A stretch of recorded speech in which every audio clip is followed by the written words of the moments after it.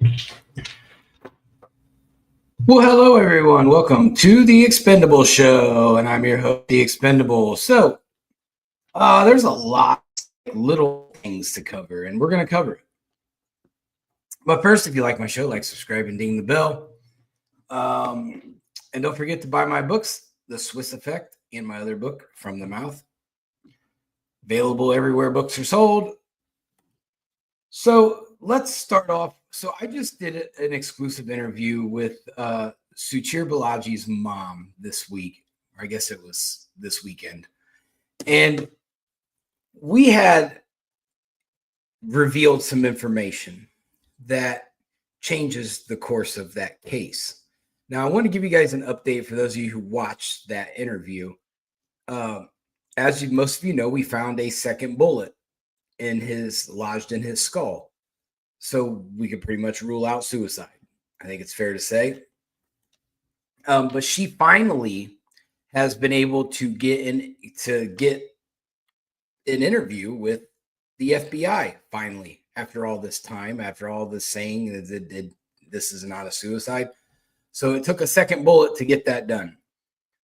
It is going to happen. It will be Friday, so in a couple days. And as soon as she lets me know how that goes, I will be letting you all know how that goes.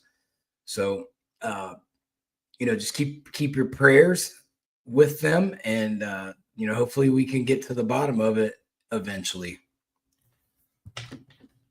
So let's start with our statistics. So as everybody knows, it's Liberation Day, Donald Trump's favorite holiday, first annual Liberation Day. And so with it being Liberation Day, generally when things happen in the world, the stock market is very touchy and it reacts. Okay. I don't think, no matter what side of the fence you're on, you can pretty much agree that that's how the stock market works. If somebody sneezes in Saudi Arabia, it's going to affect our stock market. So with the Liberation Day and the tariffs announced that they're going to be going into effect starting today, and I think they get implemented like on Friday or something. So the Dow actually had a positive reaction to that, and it jumped up 235 points today. So that's a good sign. I'm not saying that it's not going to like dip down tomorrow, but it's a good sign that the Dow didn't panic over the Liberation Day. Friday could be a different story. We'll see what happens. You're seeing a lot of mixed information about what's going to happen. But as of right now, Trump, the Dow's at 42,222. So it's, he's up. Trump's up right now. Doge. So let's go with Doge. So according to Doge's website, which is different from the clock that they used. And hello, Jenny Lynn. The infamous Jenny Lynn. She's famous coast to coast. But Doge has found $140 billion now, which is $869.57 per taxpayer. So we're heading in the right direction. So we're looking at, I think Elon, according to their initial estimation of the amount of time Elon was going to invest to get the project done, he's got 130 days is what he said, and he's on right around day 90 or something like that. So he's getting close to being done, and we'll see what the final total is. For those of you Democrats who don't know how to listen, you can go read all of his data on doge.gov. If you don't know how to spell, it's D as in dog, O as in octopus, G as in goat, and E as in expendable.gov. So go look. All the data is right there. All he's done is compile all the data. He said, "Here you go, Mr. President. Here's where all the wasteful spending's at. I don't know what you guys want to do with it. Tell me what to do." So next, the Democrats have hit another record-breaking low. Just when you thought the 27% wasn't low enough, CNN's reporting that the Democrats' approval rating is at 21% now. But of course, you're not going to hear any Democrat go, "Oh, that's not true." They just ignore it, like it's not, like it didn't even happen. So they gotta eventually, they're gonna have to face their own constituents, and if they don't start to fix this problem now, they're gonna have big problems at midterm elections, and I see that happening. It's gonna be a problem. So,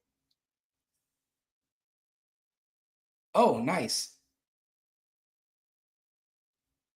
Canada's already caving to the tariffs. Ontario's Premier Doug Ford just announced, well, if Mr. Trump promises to take his off, we'll take ours off too. And tariffs don't work. We're gonna talk more about tariffs in a little bit, so I'm not gonna talk too much about it. So like I said, Democrats 21%. That's horrible. Like, that's worse than Kamala Harris's approval rating as vice president. There, you guys are worse than Kamala Harris. Trump's approval rating has gone up. He's gone up 0.2%. He's at 48.1. So that's good. Trump is doing okay. He's going to get it done. And if these tariffs pan out like they're starting to already, Trump's going to end up over 50% because he's going to prove that he was right. And they're not going to be able to disagree. You're not going to be able to, I'm sure it'll come out to being, well, everyone got scared because America has turned into the Nazi party. They'll make some craziness up, I'm sure. Don't ever underestimate Chuck Schumer and Nancy Pelosi's ability to create a disaster. So the Canadian Prime Minister race. So this is going to be interesting because these numbers are before the tariffs. So I think we have a reaction that could happen. I think Carney knows he's trying to become the elected and not the appointed. He's trying to become the elected prime minister. So if this tariff war with Canada starts to head south with Carney, these polls are going to change drastically because they're going to lose faith in his ability to internationally deal with world powers. So right now, Carney's at 43.5%, and Pierre Poulet, the French guy, that's a conservative, he's at 37.4%. So we're at a 6.1%. It's outside of the margin of error. So Carney's looking good. But if Canada's markets start to fall, Carney's going to be in trouble. So I think that what I just saw on the ticker, that Canada's now willing to, work with us, that's going to help Carney. He's doing some damage control. Let's go down through the, the prices of stuff.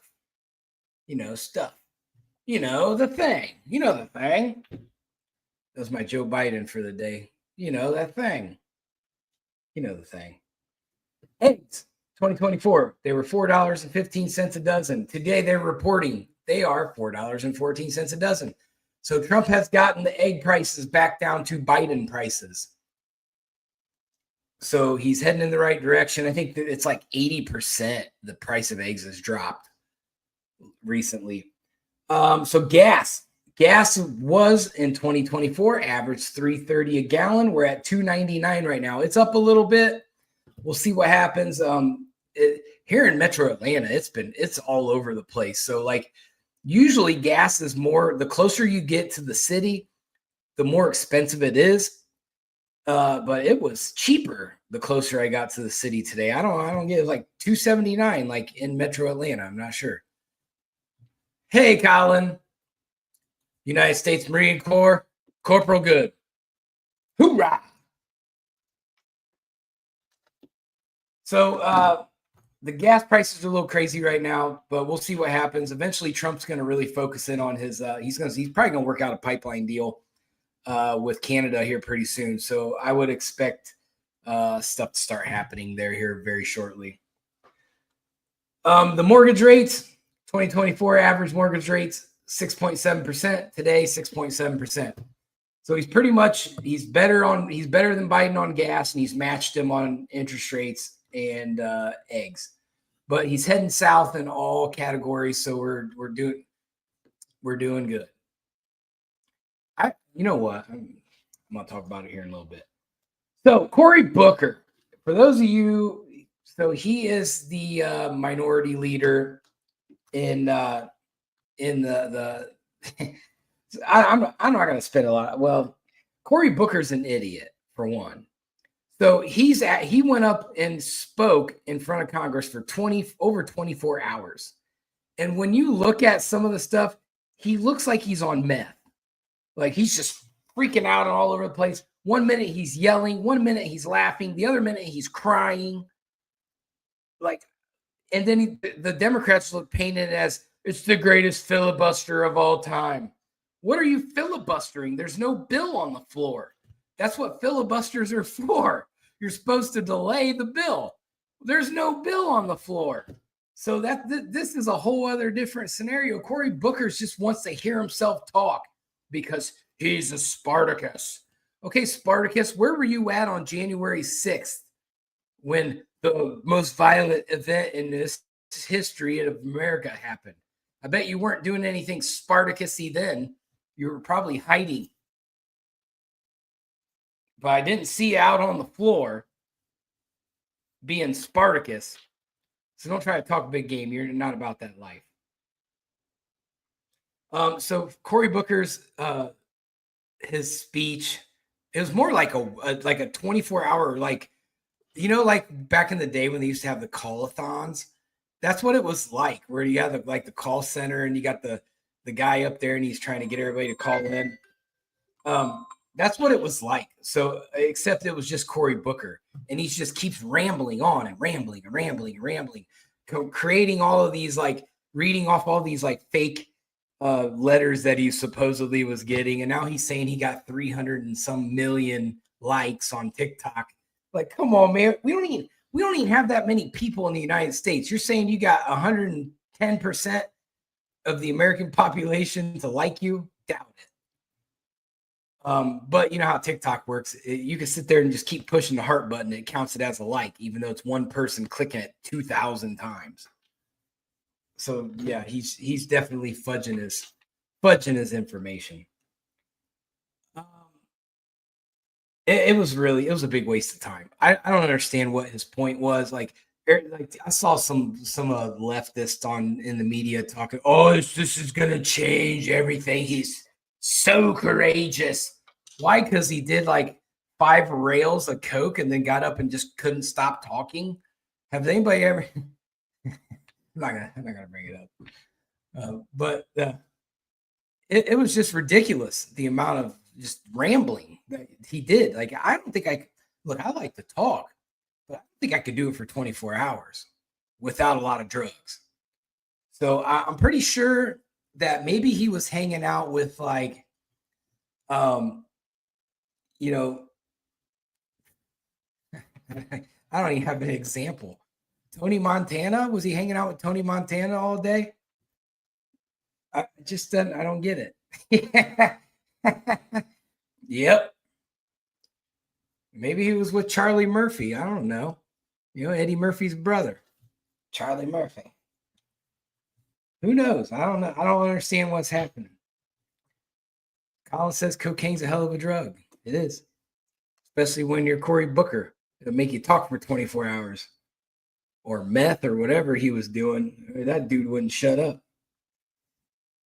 So off of that, Theo Vaughn. He was probably hanging out. He probably did a podcast with Theo Vaughn like right before he went on. And they was out there just doing some rails or something.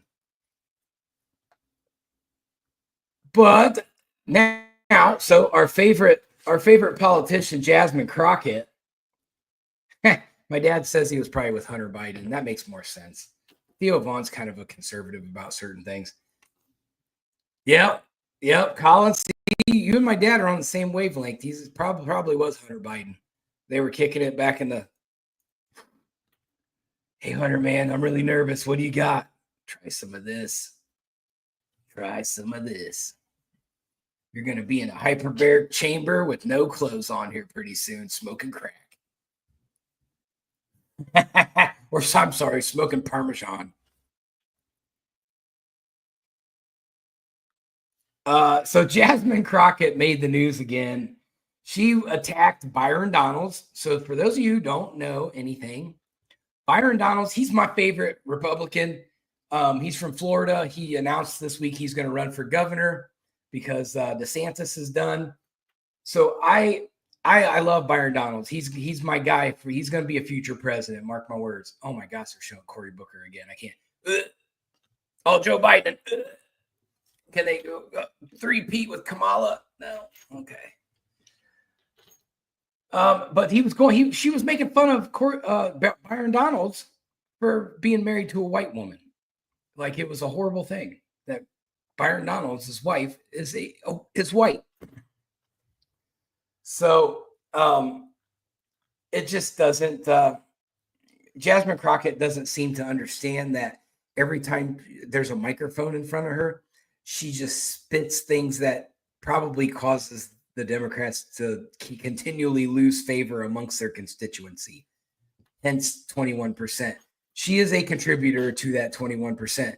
They were over 30% when Trump got elected, and they just keep going down, down, down, down, down. And now they're instigating violence everywhere, so that's probably contributing to it as well. And we'll get into that a little bit more here. Okay, so like I said, today's Liberation Day. So Canada wants to negotiate. Israel's already pulled all their tariffs off. They said that we don't want to get tariffed, so we'll take our tariffs off. So Israel's out of the deal. So what I'm hoping is that is a kind of a trickle down effect to where everybody else goes, well, Israel's doing it. It's going to work out good for them. Maybe we should, take our tariffs off, because Canada's going to get destroyed with this, because you're going to start seeing all these Canadian companies leave Canada because the United States is so close to Canada. It wouldn't take as much expenses to just pack up your shop and move to the United States.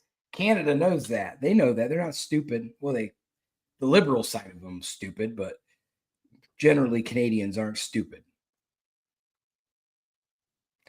So let's go through some of the reciprocal trade tariffs. I pulled this from Yahoo. This is from Trump's data, though, I guess. China's getting 34% on the reciprocal side on certain things. The European Union's at 20%. Vietnam, 46%. Come on, man. Vietnam? Yes, 46%. Taiwan, 32%. Japan, 24%. India, 26%. Now, India was kind of shocked by that. I was talking to my India cohorts. They weren't expecting it to be that way.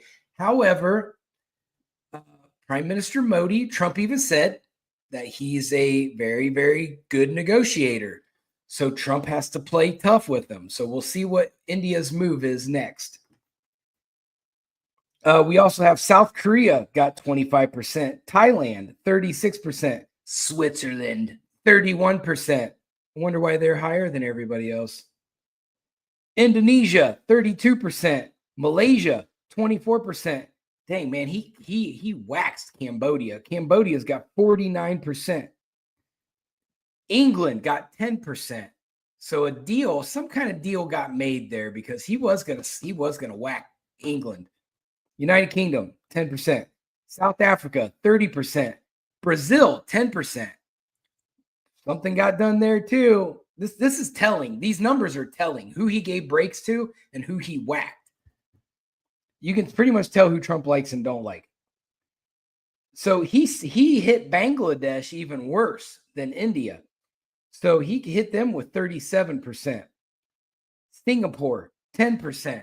So he must like Singapore. Where are we at? Israel, 17%, which Israel pulled there. So they're at 0. Chile, 10%. Australia, 10%. Pakistan, 29%. Turkey, 10%. So our turkey is going to be 10% more. Hey, there's Shauna. Hey. Oh, for those of you who don't know, so Shauna popped up at my house on Sunday, and because she had to show off her Tesla that she was driving around in. So, yeah, Shauna's supporting Elon Musk, being 100% behind Elon Musk. Good job, Shauna. We love us some Elon Musk. Sri Lanka, 44%. Boy, shoo. Colombia, 10%. So, hey, maybe that's what's up with Cory Booker. He's not getting tariffed on the cocaine like he thought he was going to. So he bought up a bunch of it. And now he's okay. He's only 10%. Peru, 10%. Nicaragua, 18%. Norway, 15%. Costa Rica, 10%. Jordan, 20%. Dominican Republic, 10%. I think I see the pattern. A lot of South America didn't get hit very hard. So they must not have a lot of tariffs on us or something. Or Trump likes South America. United Arab Emirates, 10%. New Zealand, 10%. Argentina, 10%.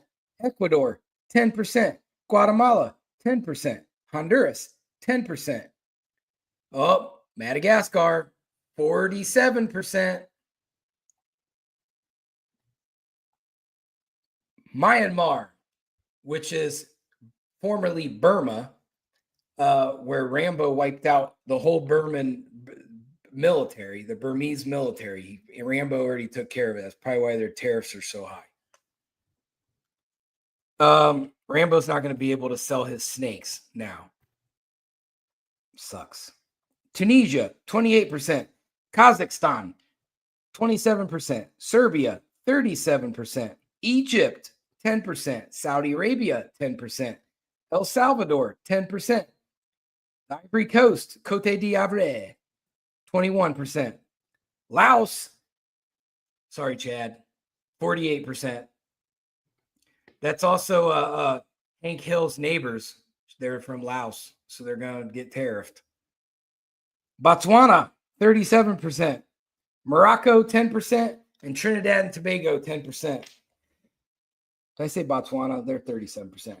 So those are the ones that are listed, the 2 pages of tariffs. So as you can see, Trump hit everybody. So I didn't see, well, he did hit the European Union, so that they're all on there. So we'll see what happens. We're in a chess game now. So we'll see who doesn't want to pay tariffs, who doesn't want to have their economy hurt. Trump's already going to win in Canada. He's going to win in Israel. I see England making a better deal. You're going to start seeing deals.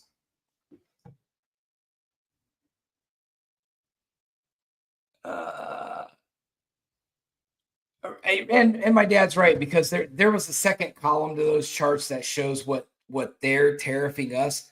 So Trump didn't really hit it reciprocally like he said he was going to.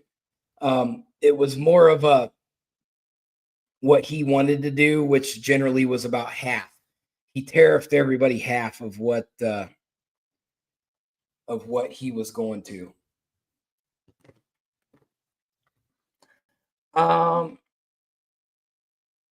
I know, right? Who wants to pay income tax? But you know how much extra money I'd have if I didn't have to pay income tax? I think I pay like $100 a week in income tax on the federal side. I think it's more than, actually, it's more than that, I think. I have to go look. But I pay a stupid amount of income tax. So, Wisconsin Supreme Court elections.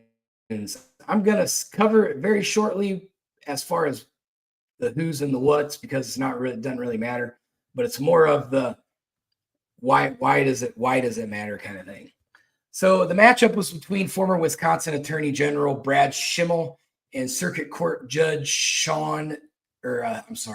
Susan must be transitioning. Susan Crawford.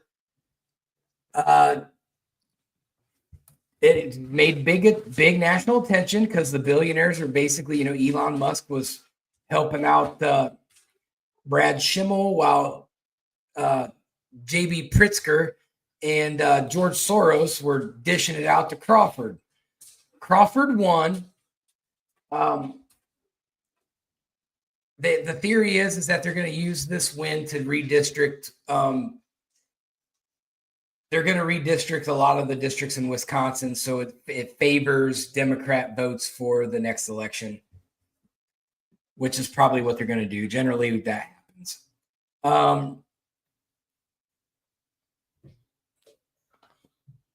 So Pritzker, the Republicans are throwing a fit about Pritzker because he's an out-of-state progressive trying to impose on another state that he is not even the governor of. So it was kind of weird that with him being a sitting governor that he would get involved that in depth. That's not normal. However, we did get a win in Wisconsin because it is now part of their Supreme Court that you have to have photo ID to vote in elections in Wisconsin. So that's a win. I know, Jasmine Crockett's going to go in. Old people aren't going to be able to vote then because they can't go. It's not easy for them to go get IDs. Come on, man. Old people if you're retired, you won't have nothing better to do but sitting in line to wait on get an ID. Just saying. You got plenty of time. So what this means in my strategic view is that I'm glad this happened. I'm glad. Let him redistrict it because this I looked into this Susan Crawford. She is a radical. So we're going to expect Wisconsin to do some very radical things in the next probably 6 months. So see, Colin's dad has an ID and he's old as shit. That's what Colin said. So good. See, old people are very capable of getting IDs. My dad has an ID. He's got a bunch of IDs.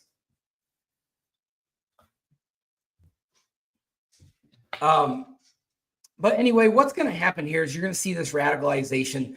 And because we know that the liberals, they haven't changed their game plan. It's the same one they lost with Kamala with. It's the same one they used with Joe. And it failed everybody. And it lost them an election. Biden's favorability rating kept going down as he got closer to being done. This is going to be a disaster for them.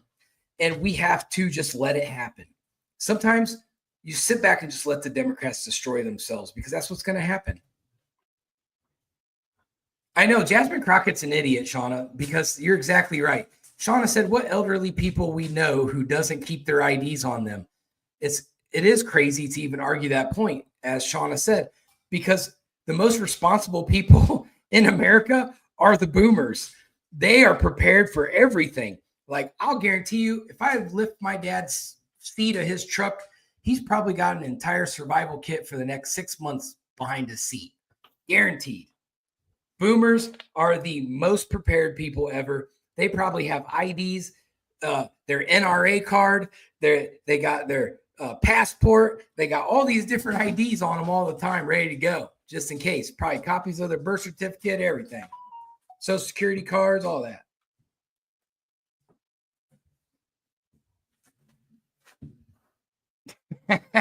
Oh, I guess my dad said Elon Musk is recounting the votes in Wisconsin, so I'm sure that's going to make liberals mad. I hope it happens.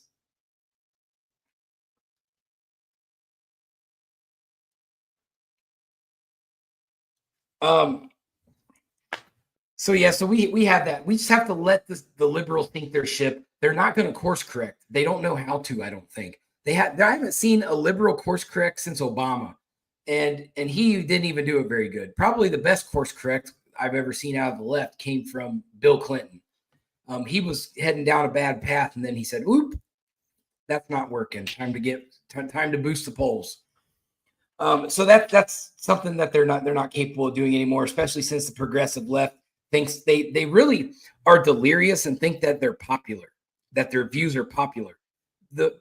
They lost the election for Kamala Harris. The progressives did. The progressives destroyed Joe Biden's presidency. Donna said that most old people use checks and stamps, so there's no way they don't have their IDs. You're right. I don't even remember what a check looks like. I still use stamps. Maybe I'm old, but I don't know what a check is. And then Colin, he's just going to enable Shauna and just agree with everything she says. Good job, Colin. You know, you don't have to, Colin. We all work for the same company.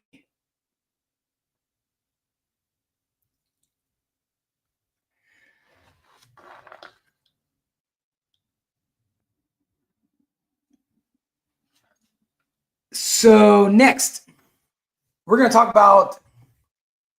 So you're seeing a lot of the Democrats with these judges. They're using these judges to try to derail Trump's immigration plan. So what I want to remind everybody who watches is remember when Biden's poll numbers were going bad because he created the border problem, and then a lot of the Democrats were going, hey, this immigration thing's backfiring on us, and we're all going to lose our primaries. And so they started saying, yeah, we do need to start getting this under control. Well, they were agreeing with Trump on some of these issues, and now that Trump's elected, now they're back to, well, we can't kick out the immigrants. What are we doing? This is horrible. So you have this base of hypocrisy that the left thinks that nobody notices. A lot of people do notice it. I notice it. I pay attention to what they say one moment to the next.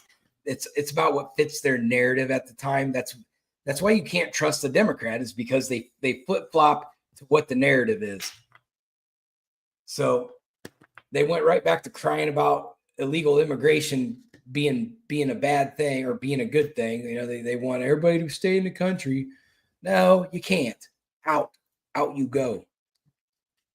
Trump gave them plenty of heads up. Like, if you leave on your own, you can come back. But if I catch you, you're done. And you're going to El Salvador. Good luck with that. Next, so there's a TikTok dilemma. As you know, most of my views that I get, I'm have a really good following on TikTok for the most part. I have some very devout followers on there. So I'm paying attention to this because I don't want to lose TikTok, but at the same time, they're doing things wrong. So there's some changes that, like, Friday's a big day. So Friday is the day that TikTok either is going to have to name who they're selling this company to, or they're getting banned in the United States. So they have a big decision to make. And I saw Bezos's name was in there, but right now the top suitor for TikTok is a guy named Reed Rasner. He's been in politics, but he's a billionaire. And he's a billionaire, and he's offered $47.45 billion for TikTok. He's from Wyoming, very conservative. He is the founder of Omnivest Financial. This guy loves freedom of speech. He wants it all to be free. So we're going to see massive change. If he buys TikTok, there will be massive changes. He already made a video of all the things he's going to change about TikTok. That's going to benefit creators, especially conservative creators, because, as you know, TikTok likes to pick and choose who gets to speak on their platform. And if you don't know what the correct language, the TikTok language that confuses the algorithm is, all your videos are going to get banned. I had to figure that out a few times, and unfortunately it got me a 10-year ban on promoting my videos that I can't. They won't let me up. I mean, it was a lifetime ban. I appealed it, and they knocked it down to 10 years. But hopefully that'll go away if Reed Rasner is the one who buys TikTok, which would be great. It'd be great if somebody in the United States owned it, especially a conservative like Reed Rasner. Other news today. So prosecutors announced they're seeking the death penalty for Shauna's boyfriend, Luigi Mangione. So I know she's going to be heartbroken about that. I don't know if they accepted it yet, but they've asked for it. So we'll see what happens in the next few days.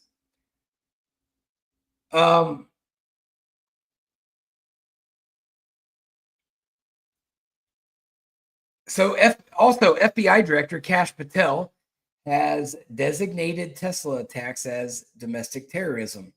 There is a young man that was 24 years old. I'm not going to say his name because he's innocent until proven guilty. However, they do have some very compelling evidence that he did it. But he's one of the ones that I think he blew up a Tesla. They charged him with the charge that he's looking at is faces up to 20 years in prison. So let me tell you, I saw the picture of this kid. I should have put it up here so everybody can look at it. But he's your typical, like, tiny little, like, white liberal, college kid looking kid. Looks like he's never seen a face of adversity ever. Shauna, He's going down. It's over with. But this guy who blew up the Tesla, we'll give him the benefit of the doubt because he didn't actually shoot a CEO of a healthcare company like Luigi did. But this kid's, when he goes to prison, he's going to have a very rough time. This isn't going to work out for him. And this should be, for all you young college kids, this is exactly what the left is baiting you to do. And you're falling for it. And then you're going to go to prison and your whole life is going to be over. And you're going to sit there and go, how did this happen to me? And it's because you bought into ideologies that weren't yours. They were implanted. And now you're going to go do prison time for something that didn't belong to you. Because you guys are looking for leadership. And your college professors are good at planting seeds amongst college kids who are ready to absorb. So before you make these stupid decisions and ruin your entire life, you only have one life. You only have one opportunity. Recovering from getting a felony is very, very hard to do. That's why recidivism in this country is very high. Generally, if you're in the system, you get out of prison, you're going to go right back eventually, because it's hard to be a felon in the United States of America. So don't ruin your lives because Nancy Pelosi and Hakeem Jefferies and Jasmine Crockett told you to. It's not worth it, I promise. You will come out of there not the same. You will come out of prison not the same. The trauma that you'll see is not worth it. So don't do it. Plus, it's other people's property. You don't have the right to mess with people's property. Don't be stupid. Don't be ignorant and stupid. So Kash Patel says it's attacking Tesla's domestic terrorism. Elon Musk made a statement yesterday. He said they pretty much have pinpointed who did it, who's funding or who's initiating these rallies. So I would imagine somebody's going to get arrested pretty soon. Saturday Night Live this weekend, Morgan Wallen was the musical guest. I'm a big Morgan Wallen fan. I love him. But he walked off the stage at the end and didn't shake nobody's hand or nothing. He just they started the music and he walked off and left. And then he got on Instagram afterwards and he said, "Get me back to God's country." So I don't know what that means. I don't know if he saw something he didn't like, but Morgan Wallen was not happy with Saturday Night Live. That's right. We can't blow. You know what? They would be really dumb to attack the Teslas in Atlanta, because that, for one, okay, I'm not trying to like create like a racial stereotype here, but you're not seeing black people blowing up Teslas. I mean, you had the one guy on the four-wheeler, but he was about like 1,200 pounds, and he probably just sit around and eat all day. He was a big ass dude.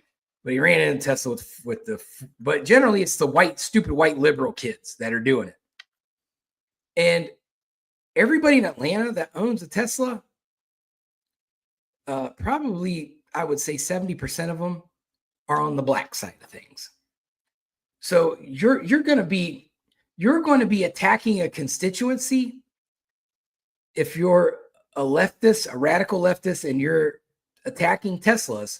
You're going to be attacking a Tesla of someone who's probably also a lefty.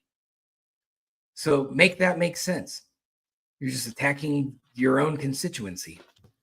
And on top of that, if they catch you doing it, you're going to take a massive ass whooping. Guaranteed. These people don't play down here. I'm going to tell you that. Atlanta is not a place you want to be blowing up Teslas. Shauna, she stays strapped. She's coming out. Ambulance. That's all. One word. Shauna posted one word. Ambulance.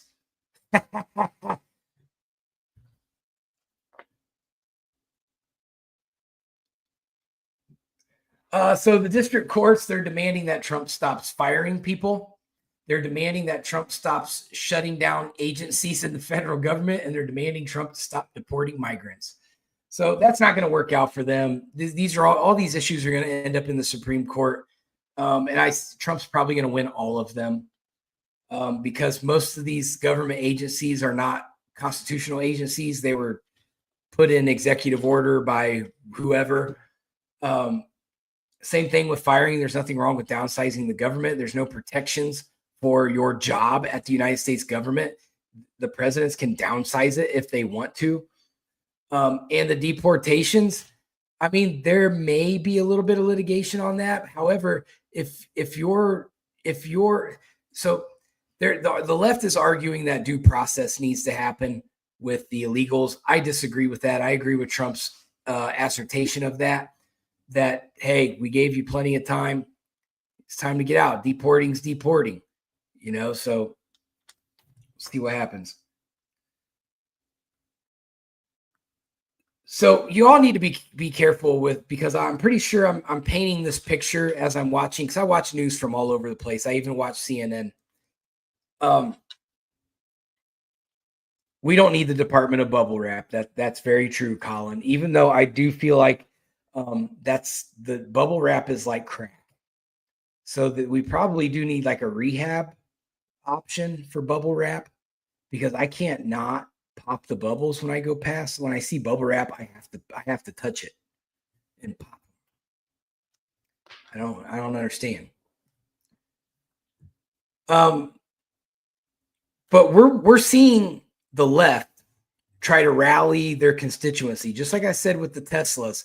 They're trying to get their young generations to start committing crimes. They're baiting their people to go commit crimes. This is the game plan. They have no political strategy, so they're going to go to violence just like they did last time, because for some reason they thought that worked.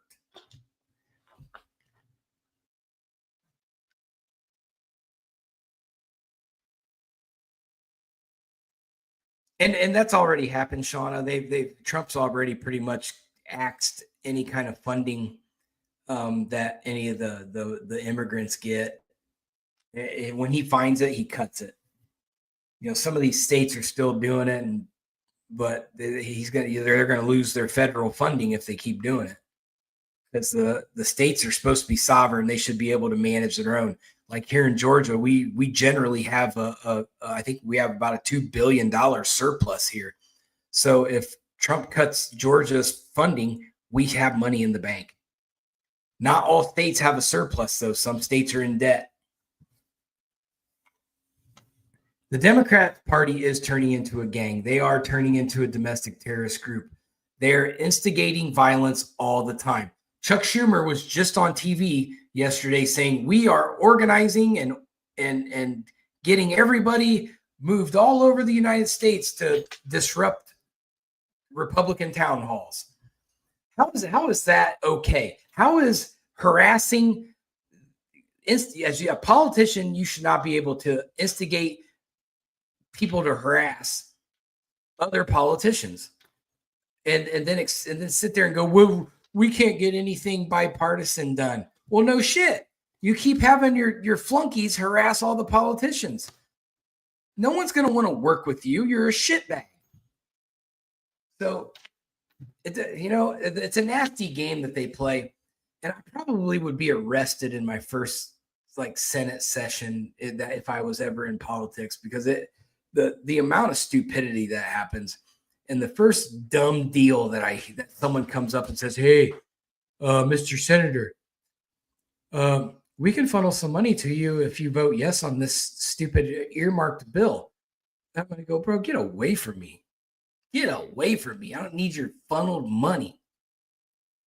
And then I'm watching the news before the show starts.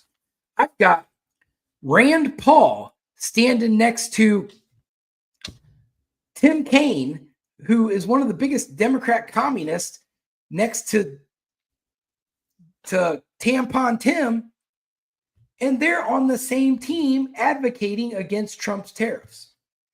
Rand Paul, you stepped over the line, buddy. You're done. Kentucky, time to axe Rand Paul.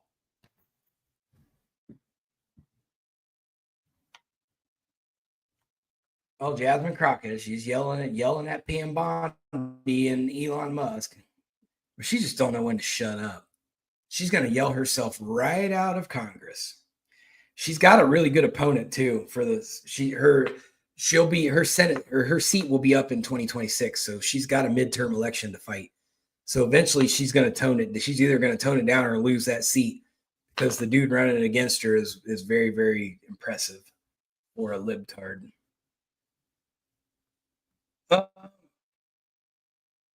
Last thing I want to just throw out there real quick, Judicial Watch is a very good organization. They look for fairness and things. They just sued Pam Bondi in the Department of Justice because they're not releasing any information on Jack Smith. I like that Judicial Watch is doing this because I think Pam Bondi's sitting on her ass too much. She needs to start indicting people. She talked this big game, and we're not seeing her do nothing. She's going after people who burn down Teslas and these petty crime people. Where's the big names that we were promised, Pam? We're not seeing them. So it needs to happen. I'm tired of everybody saying, we'll just give her some time. Bro, you skipped the major names to go make sure that Tesla is on fire was your priority. No, that's peon work. You got peons that can handle these arson cases and vandalism cases. We want you to indict the crooked politicians in Congress, the money financiers of everything shitty that happens in this country. They all need indicted. How is George Soros not under indictment? He's caught in India using our USAID money that got funneled to his NGO that interfered in India's election. How is he not in prison? Like Pam Bondi's like, I'm done. I'm almost done with her. She's one more week. I need one more week, and it's Matt Gaetz time. Bring Matt Gaetz back. But that's all I got for this week. Thanks for tuning in. It was fun in the chats today. Be safe. And I mean, it's going to be like 85 degrees tomorrow here in Atlanta, so I'm going to be out in the sun. All right, I'm out. Peace.